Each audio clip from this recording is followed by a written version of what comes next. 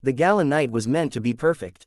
The city's elite had gathered at the Grand Monarch Hotel, where chandeliers sparkled like stars and champagne glasses clinked softly beneath the hum of music. The centerpiece of the evening was Isabella Hart, the young CEO of Hart Enterprises, a woman known for her fierce intelligence, grace, and a heart that refused to bend under pressure. She walked in wearing a flowing white gown, elegant, minimal, yet commanding. Every head turned. She was power wrapped in silk. But in that world of money and egos, beauty and strength often painted a target on one's back. Across the hall, a group of wealthy investors, led by Victor Kane, whispered among themselves. Victor, in his late 40s, carried an old grudge. Isabella had recently turned down a multi-million-dollar merger proposal from him, choosing ethics over profit. And men like Victor didn't forgive humiliation easily. As Isabella mingled, Victor's group began spreading snide comments, quiet at first, then louder, crueler. "She looks perfect," one woman mocked. "Perfectly fake," another laughed. "A gown like that doesn't hide the fact that she's just a charity case who got lucky." Isabella heard every word but chose silence. Her smile didn't falter, though her fingers clenched the edge of her clutch. Years of boardroom battles had taught her the art of poise, but tonight, they were determined to break her composure. Victor approached her with a fake smile. "Miss Hart," he said, offering a glass of wine, "I must say, I admire your confidence, wearing something so pure. Almost ironic, considering how dirty business can be." The others chuckled. Isabella didn't take the glass. "Some of us prefer to keep our hands clean," she replied calmly. His smirk faltered, and with that, the insults began to drip like poison. Someone, accidentally, bumped into her, spilling wine down her gown. Gasps filled the air as red spread across the white silk like blood. She stepped back, shaken, but before she could recover, another woman sneered, "Oh no, your perfect look is ruined. Maybe now it matches your company's reputation." Isabella turned to leave, but Victor's men blocked her path. "Where are you going, CEO?" he said mockingly. "Don't tell me you can't take a little joke." And then it happened. One of the women grabbed the edge of her gown, pretending to help clean it, but instead ripped it slightly. The sound of tearing fabric cut through the music. Laughter followed. Cameras clicked. For a moment, Isabella froze. The humiliation burned deeper than any insult. She felt exposed, small, until a deep voice from behind sliced through the chaos.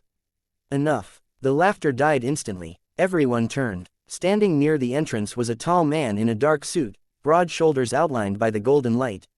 His expression was cold, his jaw tight, but his eyes burned with quiet fury. His name was Daniel Cole. A single father. A man few knew tonight, but one who would make sure no one forgot him after this. He wasn't part of the rich crowd. He was there only because Isabella had once helped his daughter, a child Isabella had sponsored for a school scholarship program. Daniel had come to thank her in person, but what he saw instead made his blood boil. He walked forward slowly, each step echoing louder than the music. "Who did this?" he asked, his voice steady but dangerous. Victor smirked. "And who exactly are you?" "Someone who doesn't stand by while cowards gang up on a woman," Daniel replied. The tension thickened. Security hesitated, unsure whether to intervene. Daniel removed his jacket and gently placed it around Isabella's shoulders, covering the torn gown. "You don't have to stand here," he said softly to her. She met his eyes, and for the first time, that night, she didn't feel alone.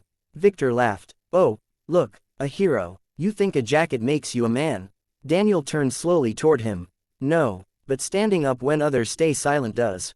The guests whispered. Victor's smirk faded. He stepped closer, trying to intimidate Daniel, but the single dad didn't move. "I know men like you," Daniel said quietly. "You think power gives you the right to destroy someone's dignity. But real power," he pointed to Isabella, "is standing tall even when people like you try to tear you down." Victor's face reddened. "Watch your mouth." Daniel didn't raise his voice. "No, you watch yours. And apologize to her. Every one of you." A few people laughed nervously. Victor tried to grab Daniel's arm, but in one swift move, Daniel twisted his wrist and pinned him against the table. The sound of glass shattering filled the hall. Victor's face turned pale. "You've had your fun," Daniel said, his tone calm but deadly. "Now say you're sorry." Victor's pride fought his fear, but Daniel's stare didn't waver. And when he saw security guards standing still, clearly unwilling to cross Daniel, he finally muttered, "I'm sorry." Daniel looked around at the others.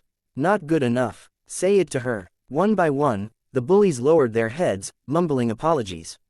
The hall was silent except for the trembling voices of those who had mocked her moments ago.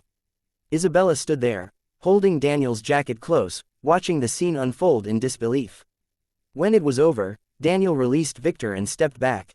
The crowd parted as he guided Isabella out of the hall, shielding her from cameras. Outside, the cool night air hit her face, washing away the heat of shame. She turned to him, her eyes glistening. "Why did you step in?" she asked quietly. "Because my daughter looks up to you," he replied simply. "She calls you her hero. I couldn't let her hero be treated like that." Isabella's breath caught. "Your daughter, you're Daniel Cole." He nodded. "Yes, ma'am, you funded her scholarship. I've been trying to meet you to say thank you." She smiled weakly. "And instead, you had to rescue me." "Looks like we're even now," he said, and for the first time that night, she laughed. They walked to the parking lot, away from flashing cameras and murmurs. But as the night quieted, Isabella's mind spun. She had spent years building walls to survive the business world, and yet, a stranger had stepped through them without asking for anything. Days passed, and the story spread across the internet. Unknown man defends CEO from public humiliation. The video of Daniel confronting Victor went viral. Comments flooded social media, calling him a hero. Isabella's company stocks even rose as the public sympathized with her. But behind the fame, Isabella sought something else, the calm, genuine courage that Daniel carried effortlessly. A week later, she invited him to her office. He arrived in a simple shirt and jeans, clearly uncomfortable amid the glass walls and sleek furniture. "You didn't have to call me here," he said, shifting awkwardly. "Yes, I did," Isabella replied.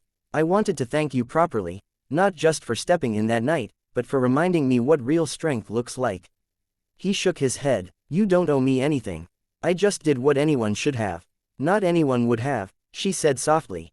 "People watched. You acted." There was silence. Then Isabella smiled slightly. "My company could use someone like you, someone with integrity." Daniel laughed lightly. "I fix cars for a living, Miss Hart. I'm not exactly corporate material." She leaned back, thoughtful.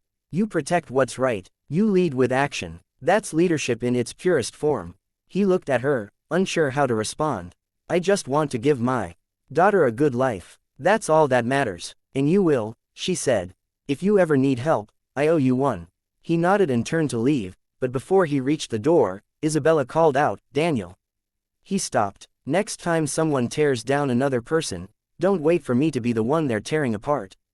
Just keep doing what you did. The world needs more men like that."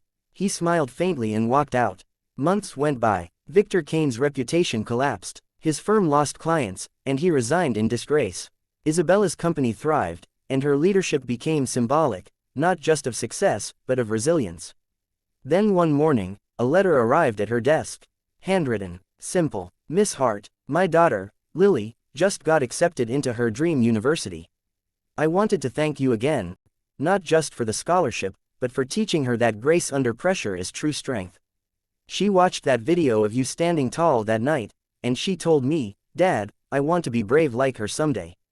Daniel Cole. Isabella stared at the letter for a long time. Then she smiled, her eyes soft. That evening, she visited the small repair shop where Daniel worked. He was wiping grease off his hands when she appeared at the door, wearing a